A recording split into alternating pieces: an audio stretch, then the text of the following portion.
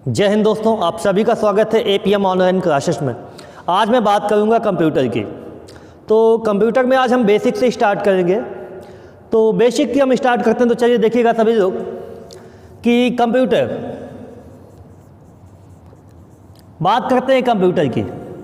Computer की खोज की अगर हम बात करते हैं तो आज से लगभग 500 साल पहले चीन के विद्वानों ने, आज से लगभग 500 साल पहले चीन के विद्वानों ने एक कंप्यूटर खोजा था जिसे अबाकस के नाम से जाना जाता है। किस नाम से जाना जाता है? अबाकस के नाम से जाना जाता है। और इसके बाद 1833 में ब्रिटेन के एक वैज्ञानिक थे जिनका नाम था चार्ल्स बेबेज। क्या नाम था? Charles Babbage. इन्होंने कंप्यूटर की खोज की। इसके बाद कई क्वेश्चंस यहाँ से पूछे भी जाते हैं कि जो चार्ल्स बेबेज है इन्होंने कौन सा कंप्यूटर बनाया था। तो चार्ल्स बेबेज ने कंप्यूटर नहीं बनाया था, इन्होंने एक इंजन बनाया था। उसका नाम है डिफरेंशियल इंजन। क्या नाम है? Differential engine. और एक इंजन का नाम था एनालिटिकल इंजन। याद रखिएगा कि जो चार्ल्स बेबेज है इन्होंने दो इंजन बनाए थे, एक डिफरेंशियल इंजन और एक एनालिटिकल इंजन। अगर हम बात करते हैं इंजन की तो इनका जो काम करने का तरीका है वो आज के कंप्यूटर से मिलता हुआ है। इस वजह से इन्हें कंप्यूटर का जनक कहा जाता है। तो याद रखिएगा कंप्यूटर का जनक किसे कहा जाता है? चार्ल्स बेबेज को कहा जाता है। और इन्होंने कंप्यूटर की खोज 1833 में की थी। और इसके बाद इन्होंने दो इंजन बनाए थे, एक एनालिटिकल इंजन और एक डिफरेंशियल इंजन। सबसे पहले कंप्यूटर को किस देश ने खोजा था? चीन ने खोजा था, जिसे किस नाम से जाना जाता है? अबाकस के नाम से जाना जाता है। ठीक है, तो चलिए थोड़ा सा हम और आगे बढ़ते हैं। इसके बाद हम बात करते हैं कंप्यूटर है क्या। तो सभी लोग कॉपी पेन लेके बैठ जाइए और इसकी परिभाषा आप लिख लीजिएगा जो लिखना चाहें कि कंप्यूटर एक विद्युत मशीन है। कंप्यूटर एक विद्युत मशीन है जो संख्याओं की गणना तथा आंकड़ों का संपादन बहुत तेजी और शुद्धता के साथ करती है। ठीक है, इसके अलावा एक परिभाषा और दे सकते हैं बेसिक तौर पे हम लोग इसको कि कंप्यूटर एक विद्युत मशीन है जो मनुष्य से कई गुना तेजी से काम कर सकती है। मतलब परिभाषाएं हर लेखक की अलग अलग है, हर किताब में अलग अलग है और हर एडिशन में अलग अलग है। तो उससे आपको मतलब नहीं रखना है। तो चलिए हम आगे थोड़ी सी बात करते हैं main part of computer. Main part of computer, main part of computer मतलब कंप्यूटर के मुख्य भाग की बात करेंगे। कंप्यूटर के मुख्य भाग कौन कौन से होते हैं? Main part of computer. तो चलिए कंप्यूटर का जो पहला भाग होता है बेटा वो होता है सीपीयू। सीपीयू का पूरा नाम होता है सेंट्रल प्रोसेसिंग यूनिट। क्या होता है? Central processing unit.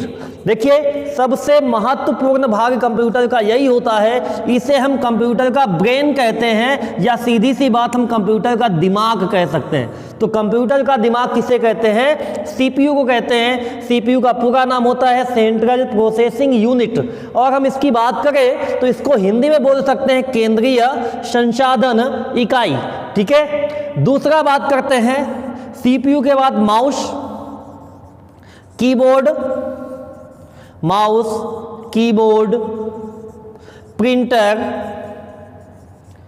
Printer, monitor,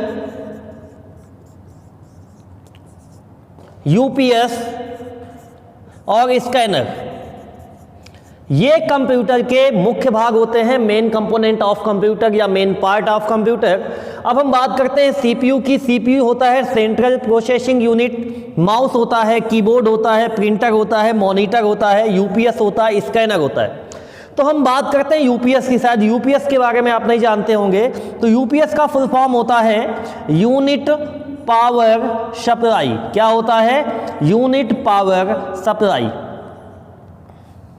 unit power supply. इसका एक फुल फॉर्म और होता है, इसका एक फुल फॉर्म और होता है। और अगर हम बात करते हैं उसका फुल फॉर्म होता है अनइंटरप्टेड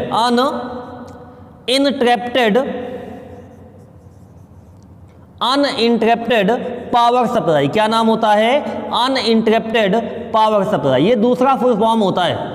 तो चलिए हम बात करते हैं यूपीएस होता क्या है। सीपीयू आप समझिए कि बिना सीपीयू के कंप्यूटर की हम कल्पना भी नहीं कर सकते कि कंप्यूटर हो सकता है। तो ये यूपीएस क्या होता है? यूपीएस का मतलब होता है अनइंटरप्टेड पावर सप्लाई। अगर हम बात करते हैं यूपीएस की, तो यूपीएस का मतलब होता है uninterrupted power supply, unit power supply. Uninterrupted का मतलब होता है बिना रुकावट। क्या होता है बेटा? बिना रुकावट। क्या होता है? बिना रुकावट। और पावर का मतलब होता है विद्युत, और सप्लाई का मतलब होता है आपूर्ति। क्या होता है? आपूर्ति, मतलब बिना रुकावट विद्युत की आपूर्ति करना। अब हम थोड़ी सी चर्चा कर लेते हैं। जैसे आपने घर में देखा होगा कि लाइट हमारे यहाँ चली जाती है तो हम लोग क्या करते हैं? इन्वर्टर ऑन करते हैं, और जब हम इन्वर्टर ऑन कर लेते हैं तो लाइट हमारी बराबर मात्रा में हमें मिलती है, लाइट हो या ना हो। वैसे ही जो यूपीएस होता है वो भी एक प्रकार का एक छोटा इन्वर्टर होता है जो हमारी कंप्यूटर को लाइट देने के लिए पर्याप्त होता है। ठीक है, तो यूपीएस एक छोटा इन्वर्टर होता है जिसके होने से अगर लाइट चली जाती है तो आपका कंप्यूटर बंद नहीं हो सकता है। तो सभी लोग नोट करिएगा इसको, ये मेन पार्ट ऑफ कंप्यूटर है। ठीक है, अब हम चलिए थोड़ा सा और आगे देखते हैं कि कंप्यूटर का फुल फॉर्म क्या होता है। सभी लोग नोट डाउन करते रहिएगा इसको, ठीक है, ध्यान से।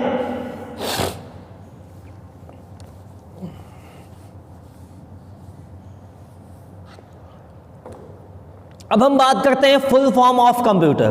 Full form of computer, computer का फुल फॉर्म ऑफ कंप्यूटर। तो आपने देखा होगा कंप्यूटर 8 शब्दों से मिलकर बना है और इसके अलग अलग फुल फॉर्म होते हैं, COMPUTER। ठीक है, ये कंप्यूटर का फुल फॉर्म होता है। अब हम इसके फुल फॉर्म की बात करते हैं बेटा। C फॉर होता है कैलकुलेट। क्या होता है? कैलकुलेट होता है। O फॉर ऑपरेट होता है। M फॉर मेमोरी होती है। P फॉर प्रिंट होता है। U फॉर अपडेट होता है। और T फॉर टैबुलेट होता है। क्या होता है? टैबुलेट। क्या होता है? टैबुलेट होता है। E फॉर एडिट होता है और R फॉर रिजल्ट होता है। ये हमारे कंप्यूटर का फुल फॉर्म लिखा है मैंने। C for calculate, O for operate, M for memory, P for print, U for update, T for tabulate, E for edit और R फॉर रिजल्ट। अब थोड़ी सी चर्चा कर लेते हैं। अगर आप किसी इंटरनेट में या किसी बुक में देखेंगे तो C for common, O for operate, इस टाइप से आपको फुल फॉर्म मिल जाएंगे, बहुत सारे मिल जाएंगे। लेकिन हम अपने फुल फॉर्म की बात करते हैं, ये होते क्या हैं। तो कैलकुलेट का मतलब होता है गणना करना। क्या होता है? गणना करना। याद रखिएगा, कैलकुलेट का मतलब होता है गणना करना। ऑपरेट, अगर आपने एक शब्द सुना होगा ऑपरेटर, सुना है कि नहीं सुना? Operator, operator. तो हम कहते हैं कि हमें कंप्यूटर ऑपरेटर की आवश्यकता है। ऑपरेटर का मतलब होता है चलाने वाला, और ऑपरेट का मतलब होता है नियंत्रित करना। क्या होता है? नियंत्रित करना होता है। तो ऑपरेट का मतलब होता है नियंत्रित करना। क्या होता है? नियंत्रित करना, नियंत्रित करना। M फॉर मेमोरी, और मेमोरी का मतलब बेटा होता है स्मृति। क्या होता है? स्मृति। P फॉर प्रिंट होता है, प्रिंट का मतलब होता है छापना बेटा। क्या होता है? छापना होता है। U फॉर होता है अपडेट, अपडेट का मतलब होता है बदलाव। T फॉर होता है टैबुलेट, E फॉर होता है एडिट, R फॉर सॉरी बेटा, टैबुलेट का मतलब होता है सारणीकृत करना। क्या होता है? सारणीकृत करना। एडिट मतलब होता है संपादित करना। क्या होता है? संपादित करना। या रिजल्ट मतलब होता है परिणाम। क्या होता है? परिणाम होता है। तो ये आपके कंप्यूटर का फुल फॉर्म लिखा है मैंने। C फॉर कैलकुलेट, कैलकुलेट मतलब गणना करना होता है। O फॉर ऑपरेट मतलब नियंत्रित करना होता है। M फॉर मेमोरी मतलब स्मृति होती है। P फॉर प्रिंट मतलब छापना होता है। U फॉर अपडेट मतलब बदलाव होते हैं। टी फॉर टेबुलेट मतलब सारणीगत कोई टेबल बना के हमें डाटा व्यवस्थित करना हो। ई फॉर एडिट, एडिट का मतलब होता है संपादित करना, और संपादित करने का मतलब ये होता है कि हम कोई परिवर्तन करना चाहते हैं अपनी फाइल में तो हम लोग क्या करेंगे, संपादित करेंगे। और जब हमारी पूरी फाइल बन जाती है तो हमें क्या मिलता है, रिजल्ट, जिसे आप लोग परिणाम कहते हैं। अब मैं आपको दो चीज़ें और बताऊंगा और आज की क्लास में यहीं तक रखेंगे हम लोग, तो थोड़ी सी चर्चा करते हैं। ये हो गया तो नोट डाउन करिएगा। अब आपने कई बार सुना होगा कि हम लोग ये डिसाइड नहीं कर सकते कि हार्डवेयर क्या होता है और सॉफ्टवेयर क्या होता है कि नहीं बेटा? हम ये भी डिसाइड नहीं कर सकते कि हार्डवेयर क्या होते हैं और सॉफ्टवेयर क्या होते हैं बेटा। तो चलिए हम डिसाइड करवाते हैं। आज के बाद आप कभी नहीं बोलेंगे कि हार्डवेयर क्या होते हैं, हार्डवेयर क्या होते हैं और सॉफ्टवेयर क्या होते हैं। आज मैं आपको एक छोटी सी परिभाषा बताऊंगा जिससे आप ये डिसाइड कर सकते हैं कि हार्डवेयर क्या होते हैं और सॉफ्टवेयर क्या होते हैं। बहुत सारे डाउट्स होते हैं मनुष्य जीवन में, और इससे क्वेश्चंस कंपटीशन क्षेत्र में भी आते हैं कि आप बताइए कि हार्डवेयर क्या है और सॉफ्टवेयर क्या है। तो एक छोटी सी एक लाइन याद रखिएगा, उसमें आप देखिए, जिसको आप छू सकते हैं, बस छोटी सी चीज़ है कि जिसको आप छू सकते हैं मतलब टच कर सकते हैं, वो होता है हार्डवेयर। और जिसे छू नहीं सकते मतलब डोंट टच, हम लिख सकते हैं डोंट टच। जिसको हम छू नहीं सकते वो क्या होते हैं, सॉफ्टवेयर। तो जिसको छू सकते हैं वे हार्डवेयर होते हैं, जिनको नहीं छू सकते वे सॉफ्टवेयर होते हैं। अब किताब में आप परिभाषा देखेंगे तो किताब में बहुत सारी चीज़ें लिखी होंगी, लेकिन एक छोटी परिभाषा हमें पहचानना है। तो हम कैसे पहचानेंगे कि जिस चीज़ को मैं छू सकता हूँ वो हार्डवेयर होता है, जिसे नहीं छू सकता वो सॉफ्टवेयर होता है। उदाहरण के तौर पे मैं बता दूं आपको कि जैसे आपके पास फ़ोन होता है, एंड्रॉयड फ़ोन है, कीपैड है, कुछ भी है, उस फ़ोन को आप छू सकते हैं तो फ़ोन हो गया आपका हार्डवेयर। लेकिन फ़ोन के अंदर जब आप जाएंगे तो कैलकुलेटर, कैमरा है, smart watch, WhatsApp, Facebook, messenger, ये सभी चीज़ें सॉफ्टवेयर होती हैं, इनको आप छू नहीं सकते, आप केवल इनका प्रयोग कर सकते हैं। तो याद रखिएगा, जिसको आप छू सकते हैं वो क्या होता है, हार्डवेयर। जैसे मैं बोर्ड को टच कर पा रहा हूँ तो बोर्ड हमारा हार्डवेयर है। मार्कर को मैं छूता हूँ तो मार्कर भी हमारा हार्डवेयर है, ठीक है। और तो याद रखिएगा, जिसको आप छू सकते हैं वो हार्डवेयर और जिसको नहीं छू सकते वो क्या हो गए, सॉफ्टवेयर हो गए। तो अब देखिए कंप्यूटर की बात करते हैं, कीबोर्ड, माउस, मॉनिटर, इनको आप सबको छू सकते हैं। तो ये तो हो गए आपके हार्डवेयर। अब कंप्यूटर के अंदर आपने देखा होगा Notepad, Paint, WordPad, Excel, Tally, इनको आप छू नहीं सकते, तो ये होते हैं आपके सॉफ्टवेयर, ठीक है। अब मैं आपको अगली क्लास में बताऊंगा कि सॉफ्टवेयर कितने प्रकार के होते हैं, ठीक है। आपको अभी मैंने केवल आपको पहचानना बताया है कि हार्डवेयर क्या होते हैं और सॉफ्टवेयर क्या होते हैं। तो हार्डवेयर वे जिनको आप छू सकते हैं और सॉफ्टवेयर वो जिनको छू नहीं सकते, ठीक है। ओके, जय हिंद, जय भारत, जय माता की।